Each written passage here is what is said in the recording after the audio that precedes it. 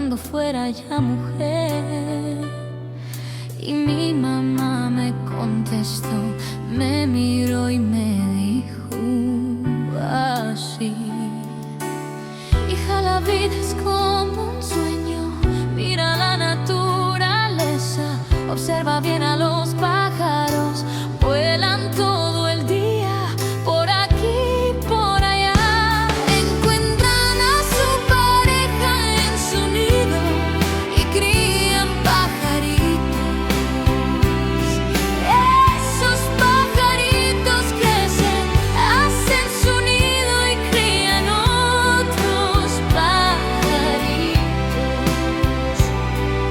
Y así sigue la rutina. La vida es un ciclo, como un reloj que nunca deja de hacer tic-tac, tic-tac.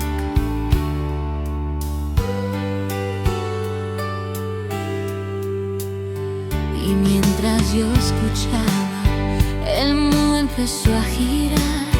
Comprendí que en cada etapa hay un tiempo para amar.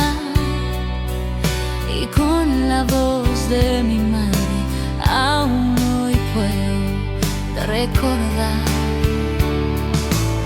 hija, la vida es como un sueño, mira la naturaleza, observa bien a los